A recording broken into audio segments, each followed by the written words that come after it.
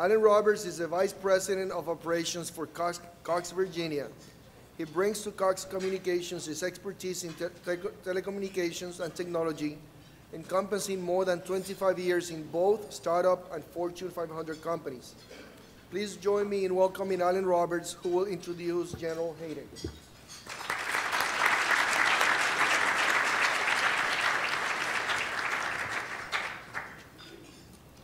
Thank you very much. Cox Business is pleased to be a partner with George Mason University School of Management on today's symposium. We understand the rising cybersecurity challenge that we face as companies, governments, and individuals. That's why Cox Business is pleased to sponsor this important and very timely symposium with George Mason University. I am pleased to introduce our luncheon keynote speaker, General Michael V. Hayden.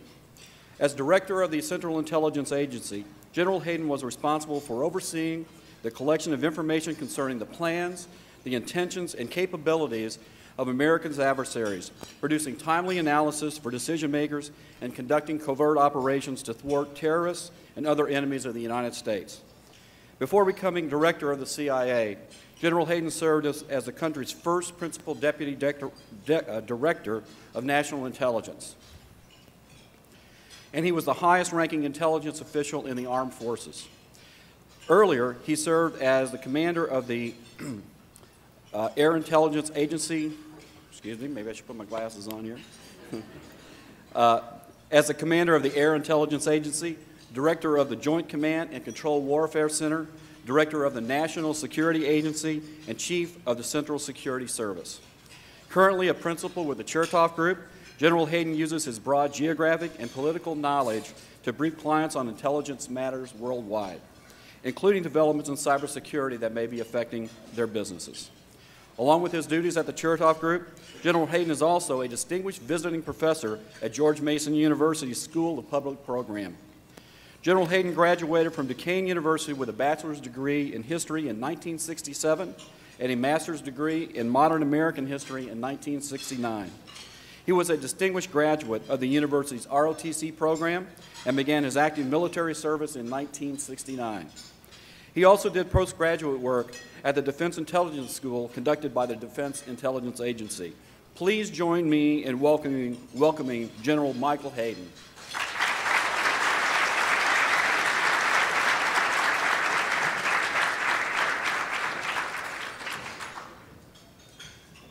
Alan, thank you very much for that very generous introduction.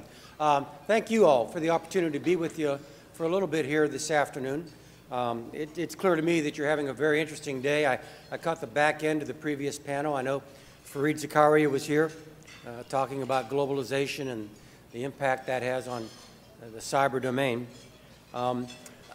Over lunch, what I'd like to be able to do is to step back and to maybe share with you some thoughts I have on some broad macro trends, largely at the policy level, but with clear implications for technology or operations or investment.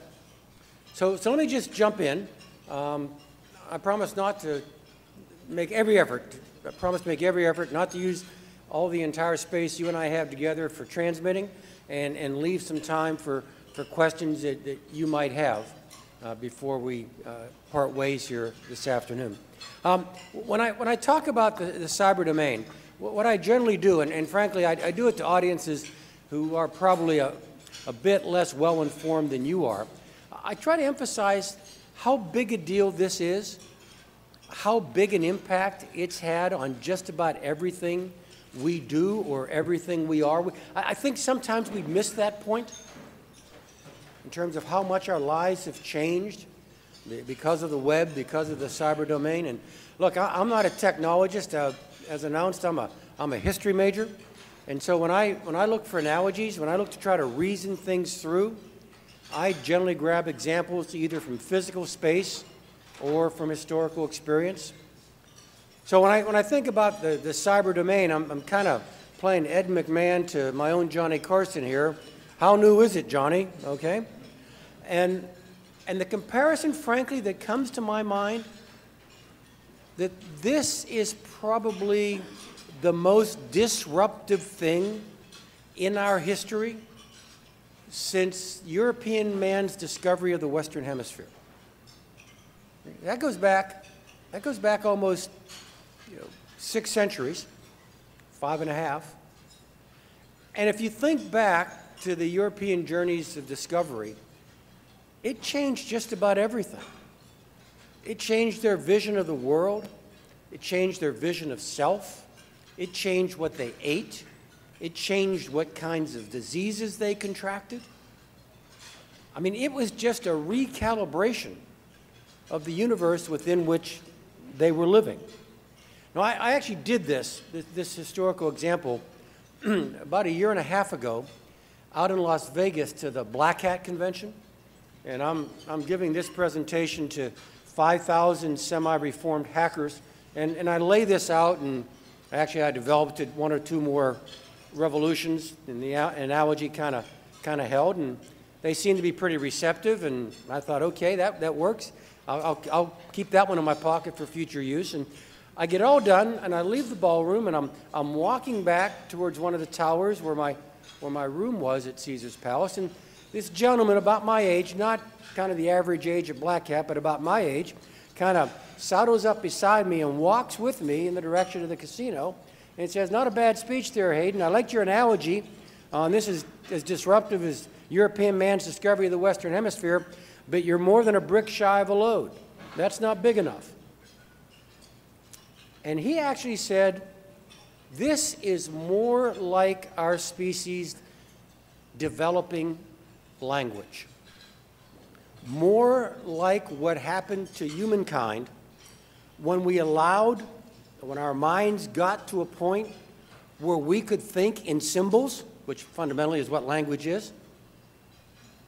And in other words, I think what he was trying to describe for me was that my analogy wasn't bad, but it was kind of based on the external world. In addition to that, he was suggesting that this was going to change our internal world, that it was actually going to change human cognition. That's how dramatic a change this is. And frankly, when I look at my grandkids working on the same computer I work on and see how they work on it differently than I do think it is changing human cognition. Now, that's kind of where my thought process was in answer to Ed McMahon's question, how big a change is this, Johnny? Until last night in Boston. And we were talking briefly about hotspots around the world, and I mentioned cyber as a potential area of threat. And in the Q&A there, one of the gentlemen brought up that this global domain, this cyber thing, had imposed on us, or offered to us, okay, the democratization of human communication. That fundamentally, what this did was to level and democratize the ability of anyone to communicate instantly and globally. Okay, that sounds about right. And then he said, that's created great turbulence.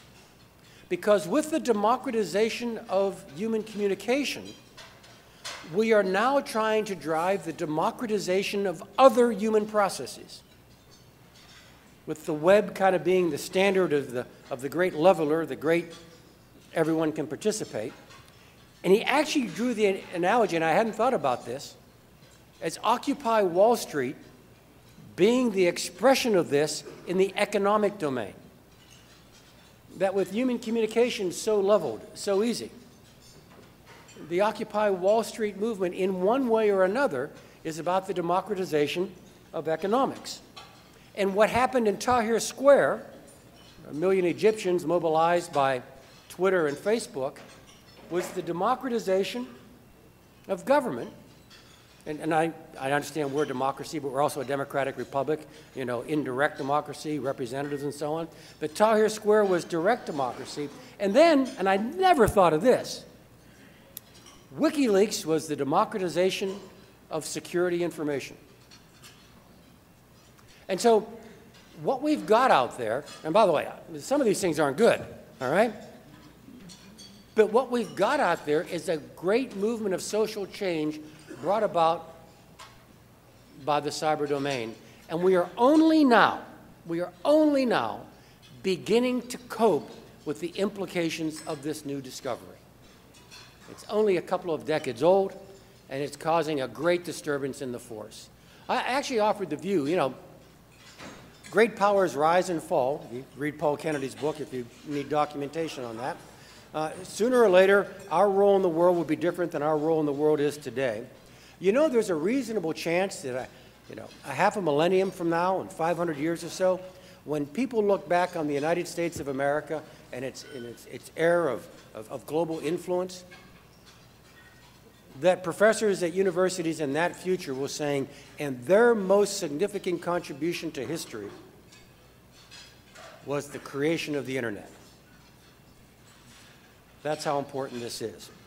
Now, to kind of move on, you know the internet was created. I mean, you know we built it, right? And I think this audience knows more than most what that meant and what that means today. But what I tell general audiences is, let me tell you what ARPANET was. Let me tell you the technological and entrepreneurial energy of ARPANET. And it was fundamentally to connect the labs. The Defense Advanced Research Projects Agency wanting a device that allowed them to move large volumes of data quickly and easily between them and the labs, Sandia, Los Alamos, and so on. And the network they created, ARPANET, was a limited network, a limited number of nodes, all of whom were known, all of whom were trusted, and all the engineering went into moving stuff as quickly and easily as you could between those limited number of known and trusted nodes. And I think most of you know what I just said remains the engineering principle of today's internet. And that's why it's so damnably difficult for us to create security. It wasn't built to be secure. It was built for ease of use.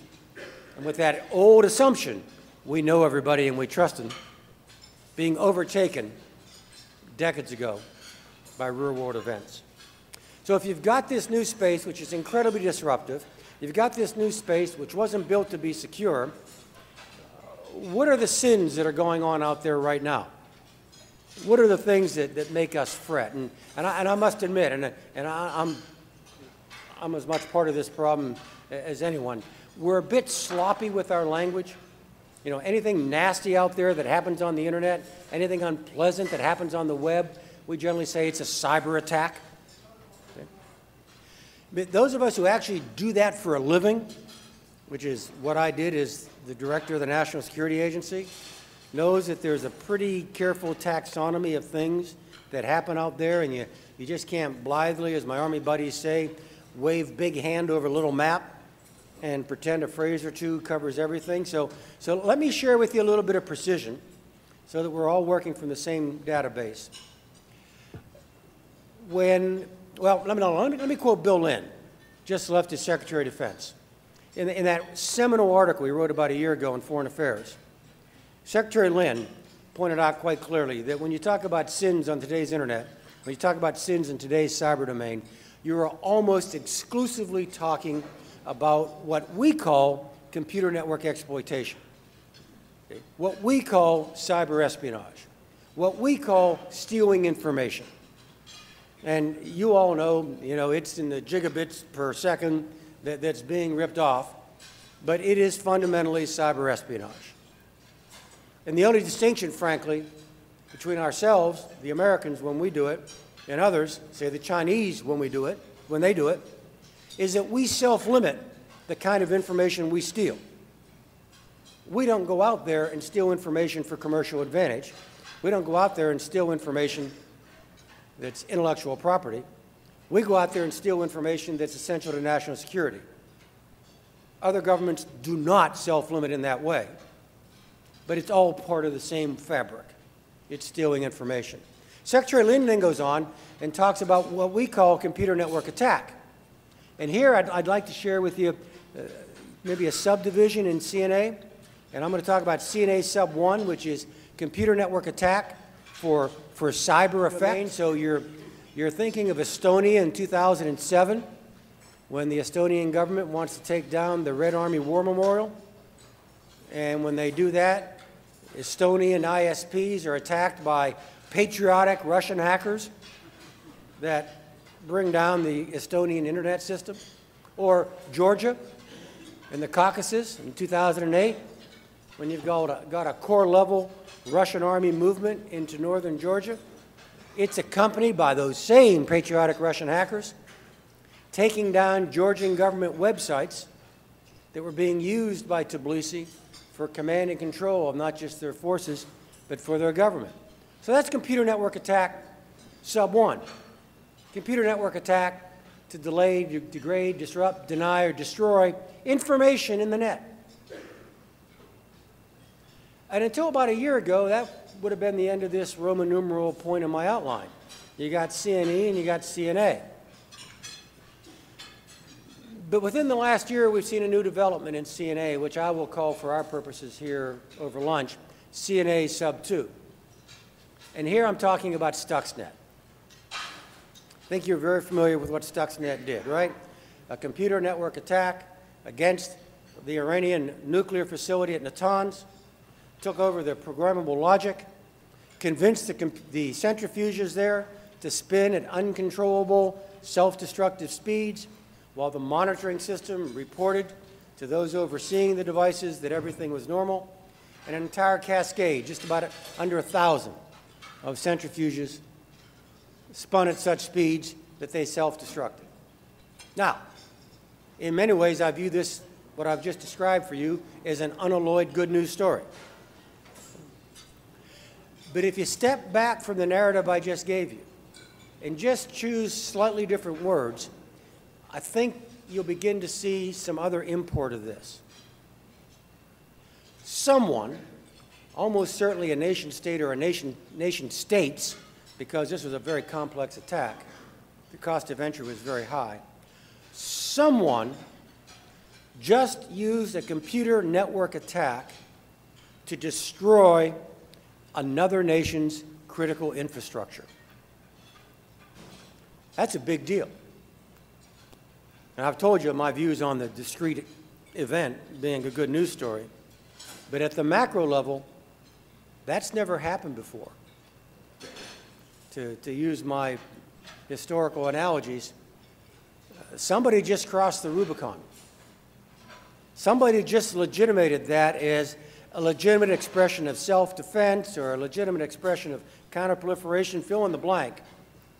But no matter how you slice it, you've got a legion on the wrong side of the river. Something is different fundamentally in this new man-made domain we call cyber. So it's very disruptive, it's very insecure, and a lot of bad things are happening. Well, most of us, when you line up those 2 or 3 things in a row, the first instinct, the first kind of response you have is, so what's the government doing about it? And as someone who's been in government, someone's actually kind of personally responsible for part of this, is director of NSA for 6 years. The answer is, what's the government doing about this? Not everything you would hope. In fact, let me begin with the macro statement. The government here is late to need and short to need. And the big issue is not technology, although we could use more of that. And the big issue is not trained people. Lord knows we could use more of them. The long pole in this tent, rather than being technology or trained personnel, the long pole in this tent is policy and law. I was in front of the House Intel Committee about 2 weeks ago, and they were asking me questions, several other panelists, Art Coviello from RSA, and, Kevin Mandian from Mandian Corporation, and they were asking us questions along these lines, and all of us agreed without any rehearsal. I mean, we hadn't kind of cooked our answers as a group before we went in there. All of us agreed that we've got an awful lot of capability that's not on the field, that we Americans have an awful lot of cyber capacity that is not in the game because it lacks policy and legal guidance. Let me give you a sense. Okay?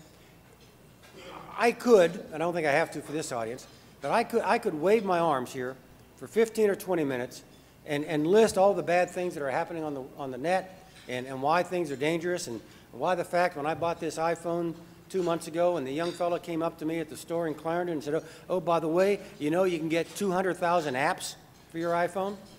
Okay. By the way, I turned to my wife as the young fellow turned his back on me and walked away and said, I don't think he knows who I am, okay? Because 2,000 apps, 200,000 apps is not a good news story when one thinks that each one of those could actually contain malware. So I could wave my arms for 15 or 20 minutes, and I could convince you this new cyber thing I've been describing for you, being very disruptive and very big and very important, is really a zone of conflict. Okay? That there is genuine conflict going on there, and I could get you to the point where you're really mad at your government, because when we Americans are in a zone of conflict, we pay taxes. We want the government to be there. We want the government to be strong. Where the heck is the government? And then I get all done with my speech. We take a few questions, a few answers. You get all done. You'd stand up and you'd do what I'm going to do as soon as I'm done talking. You're going to turn this thing back on and you're going to check your emails. And it suddenly ceases being a zone of conflict, and now it's a zone of communication. And every political instinct you have as an American tells you that you do not want the government looking over your shoulder in a zone of communication. That you do not want the government there, and if it has to be there at all, you don't want it to be particularly strong. And there, I suggest to you, is the fundamental policy and legal issue with which we have yet to come to grips. This instinct where we need government strength to make it secure, and this instinct where we don't want the government traipsing through our private communication devices. We have not yet arrived as a people inside our political culture at a broad understanding of what that role is. And until we do, you're going to see this fought out in the public domain in a series of knife fights between what NSA should do and what DHS should do, and what liability firms should have, and how much the government can impose one rule or another on internet service providers. I mean, I could stack up all the questions that are out there in detail, but fundamentally, this domain is so new, so disruptive, you and I have not yet arrived at the new social contract to actually tell our government not just what we want it to do in this domain, but what it is we will allow it to do in getting into this space and defending us. So what do we do in our political culture when we've got a big domain, it's disruptive, it's fairly dangerous, bad things are happening, and the government's late and short to need? Well, the private sector steps in. And we are now seeing, in a way, frankly, that surprises me and every now and again scares me, the private sector stepping into this domain. And I'm just not talking about shrink-wrapped products that give you a better firewall. I'm talking about the private sector stepping in a fairly robust way to provide security that the government is both unable and unwilling to do because of these broader questions that have been left unresolved. I did this at Aspen in July at the Aspen Security Conference, and it was kind of a panel, and we were kind of drilling down on this private sector thing more than we have time to drill down on it today. But let me tell you the phrase I used at Aspen that kind of made everybody say, what did he say? What I said was, we are on a trajectory where this domain is going to be populated by a variety of digital blackwaters, providing security the same way in physical space that blackwaters and security firms provide security when the government cannot afford, cannot provide, is not able to provide security. I have been in meetings with a few mom-and-pop, well, I've been in meetings with a bunch of mom-and-pop cybersecurity firms. And in a couple of those instances, you know, they're there talking what it is they're doing. And my instinct as a former director of NSA is to kind of say, is there a lawyer in the room? Because American enterprise is robustly filling this space. By the way, You know, I say digital Blackwater to be provocative and kind of say, whoa, like, okay, I think I know what you're saying now, Hayden. Right? But if you look back in our history, embedded in our Constitution are some things called letters of marque and reprisal. Recall back to your constitutional law days, you know, outfitting privateers to go do things we now expect America's Navy to go do for us. Look, I am not suggesting we're going to issue letters of marque and reprisal to cybersecurity firms to go out there and take prizes and bring them into the nearest cyber port. I'm not suggesting that. What I am suggesting that our political culture does have some past beaten down in the woods where we have relied on the private sector to do things in the past that now we're more comfortable with the government doing for us. In this swirl of the private sector becoming more involved and the government trying to robust up its capabilities, I've actually seen a shift in how we think about defense. And let me just spend a few minutes in closing talking about this, and then, as I promised, I'll leave some time for questions.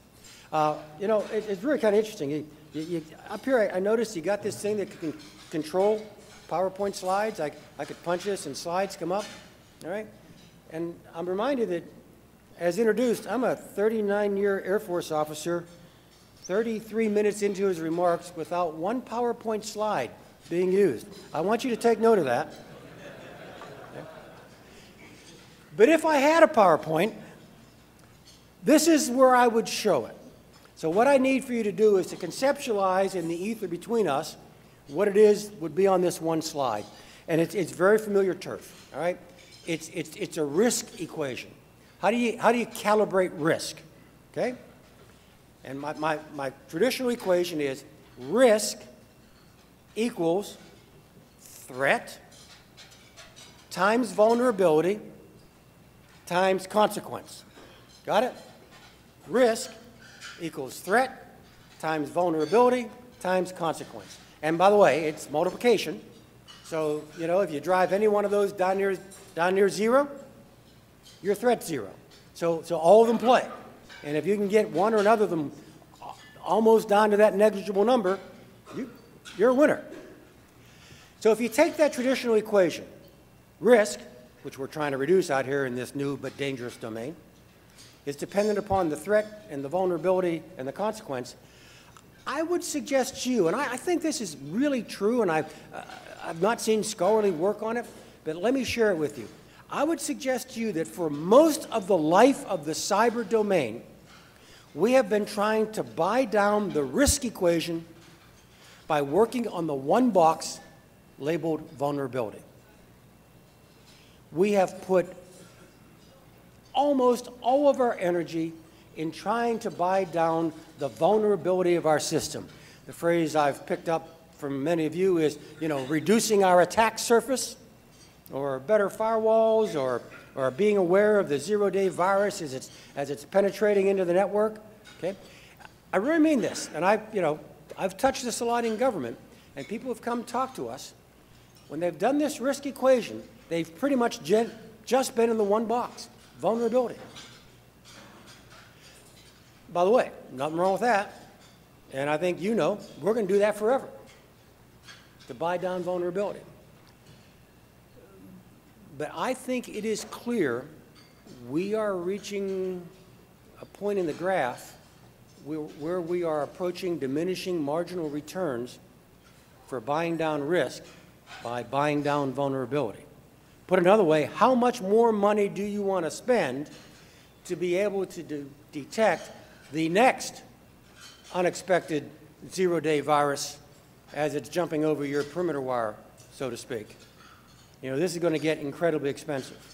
And so I see a shift in the private sector, but also in government. Again, we're not going to stop working on the vulnerability box. We are moving over into the consequence box. I hear more and more folks now talking about assume you're penetrated, survive while penetrated, operate while penetrated, okay? Operate while under attack.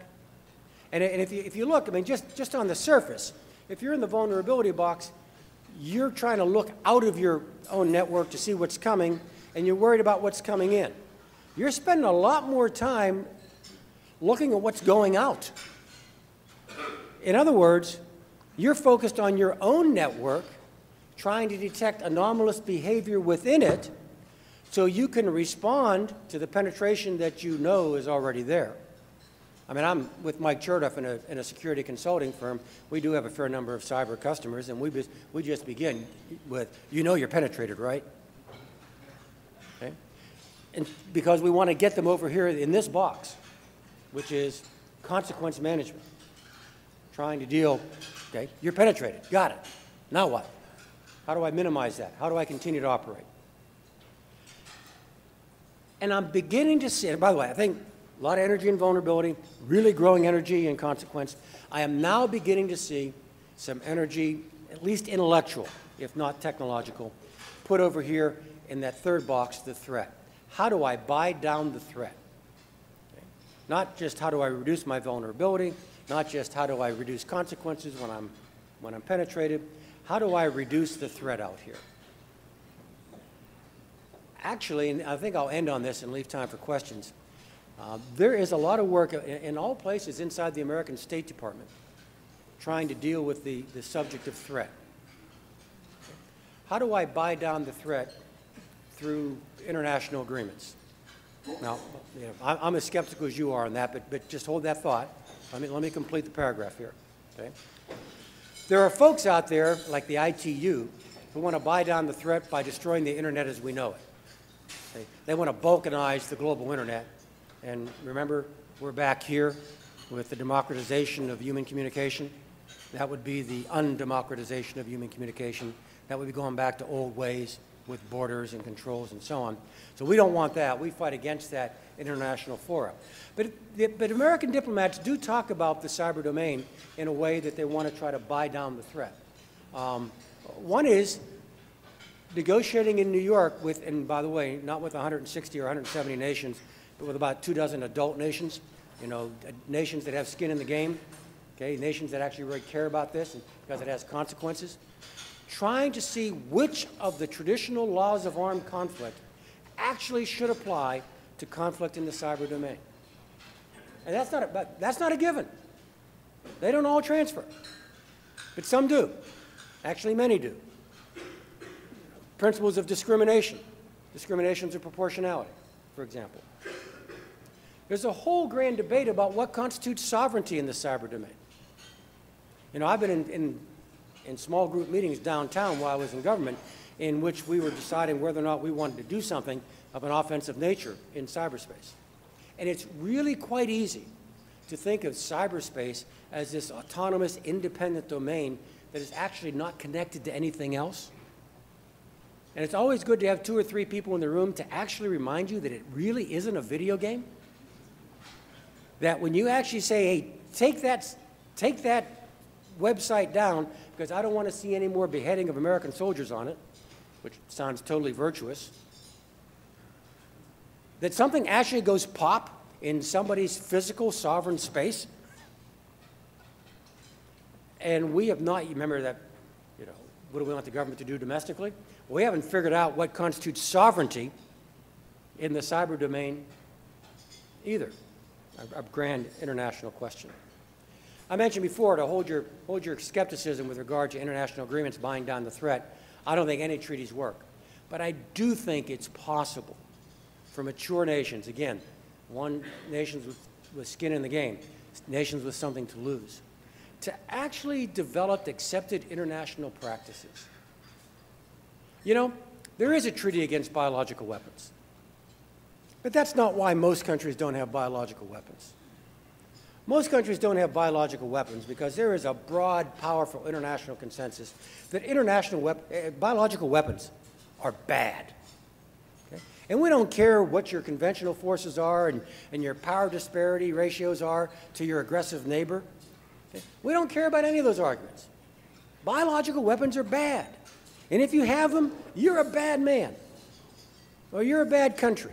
And you don't belong to our club, the global community of nations. Well, there are some things that happen in cyberspace that are kind of like that. I was in one group at the Council on Foreign Relations. We were talking about these things, and people brought up questions like distributed denial of service attack.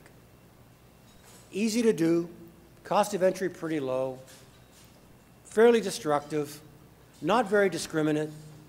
I mean, it begins to feel a little bit like biological weapons. I mean, I actually think it's within reach for that 24 or so powerful nations to say, you know what? Distributed denial of service attacks are the cyber weapons of the, are the biological weapons of the cyber domain, and we're just not going to tolerate it. And by the way, if it's coming out of your domain name, we are frankly indifferent as to whether you're doing it, whether you're supporting it, whether you're permitting it, or whether it's frankly beyond your control. We don't care. You're going down. And your connectivity to this global community is suddenly going to pay an incredibly high price. Anyway, there are thoughts like that that are spinning around. Frankly, in my view, part of that equation now, that we're beginning to look more holistically at how do we make ourselves more secure. We buy the risk down by reducing our vulnerability, now managing consequences, and finally reducing threat. I can give this talk and sound really pessimistic, and I probably did. I try to remind myself what I suggested earlier. This is a really big deal. It's really different. And the additional thought I'd share with you, it's really new. We are barely at this. And so it's not surprising that some of these fundamental questions remain unresolved. And we are struggling to try to give ourselves a more secure domain without destroying the very nature of that domain, which has made it so attractive to all of us. Hard work. You all have a role to play, frankly, as the informed citizenry that you are, a disproportionate role to play in our national debate to figure out how it is we're going to do this. So I welcome the opportunity to share a few thoughts with this audience especially, and I will stop now and happily take any questions that you might have. Thank you. Sir, you mentioned that a critical enabling feature moving forward is policy and law, which government must do, and they're doing what's entitled to do. And ultimately, we do not want government being the big protector and the seer, like denying all our personal stuff. Yet private industry that has some fraction of $2 trillion sitting on the sidelines must necessarily wait for the legal and policy underpinnings to be put in place.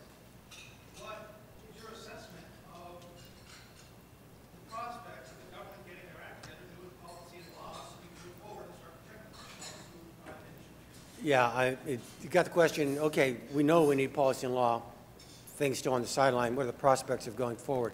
And I don't want to be totally pessimistic, but it's going to take a while. This is going to be very slow moving.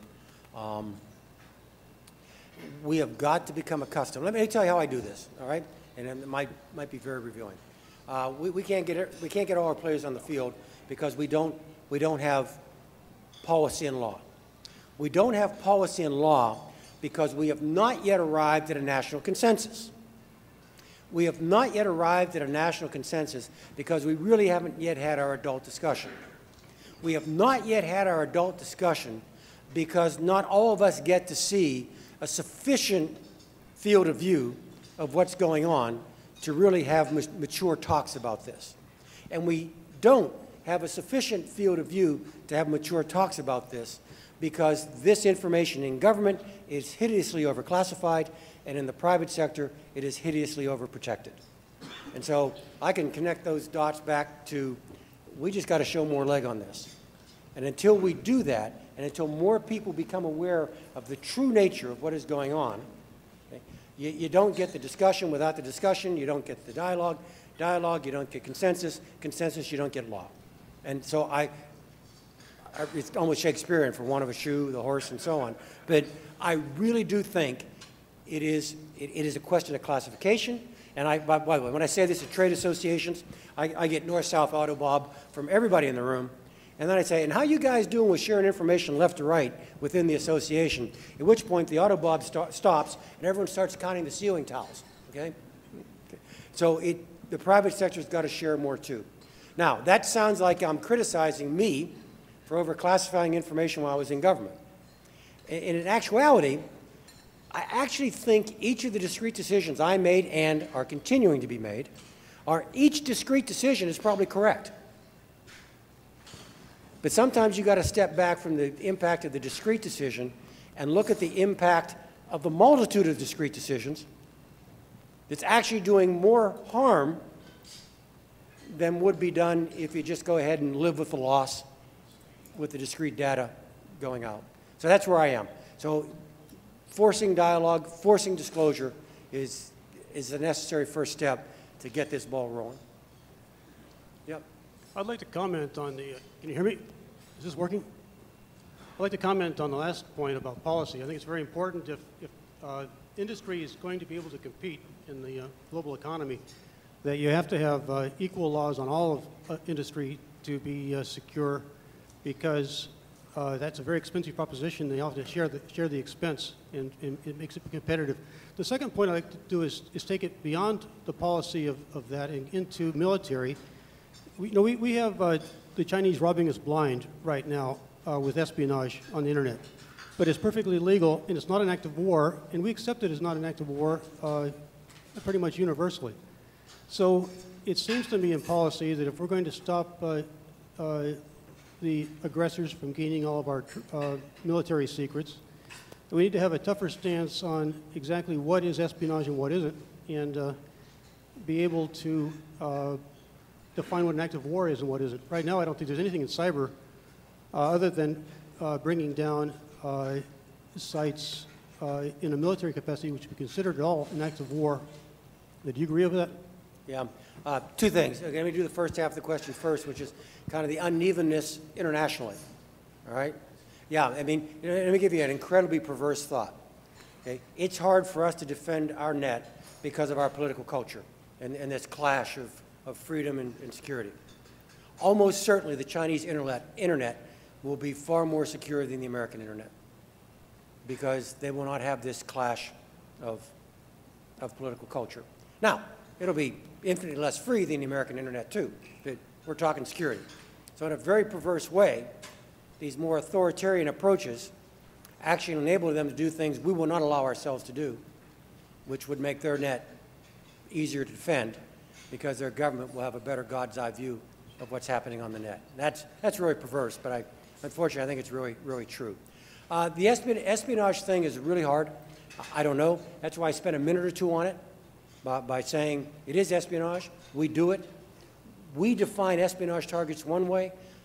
Other countries, not just the Chinese, other countries define espionage targets a different way. So put cyber aside, all right? Let's put that off the table for a minute.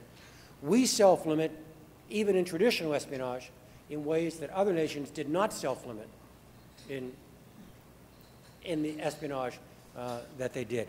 I don't have a good answer for that. I got a phone call about 15 months ago from a fellow, literally, at CSIS. And he said, the Chinese are robbing us blind. We should do something about it. What should we do about it? And I must admit, the best thing I could come up with was what my dad told me when I was about 9 or 10 years old. Quit whining, act like a man, and defend yourself. Okay? I don't have any better answer, unfortunately. Sir. Afternoon, General. You're talking about the fact that we need some cohesion in policy on both level between the government and U.S. corporations, as well as internationally between the people who can make decisions in the UN maturely. In order to get to that point, do you feel that it'll take an international incident such as one nation taking down the other's power grid or something that really causes a problem in order to come to some level of consensus, or do we have hope without that? Yeah, the real answer is to give you the classic intel officer answer to that kind of question. I don't know, all right? You're always right with that. Mike McConnell, I think, summarizes it quite well. And Mike uses words I didn't use today. He talks about cyber war and, you know, it's already underway and we're losing. I think he and I agree on the facts. We just characterize it a little bit differently. But Admiral McConnell has a wonderful phrase in answer to your question. We're going to putz along with this thing and do a little here, a little there, and then something catastrophic is going to happen, and then we're going to overreact. And so would be far better in the cool light of day to make rational decisions, not panic decisions. But that might mean decisions that require some torque, some adjustment in the torque between absolute freedom and absolute security. But I fear, like you do, those are so hard, so politically third rails, that no one was going to want to grab them until they have to, and the have to is after an event has taken place. Thank you. Thank you all very much.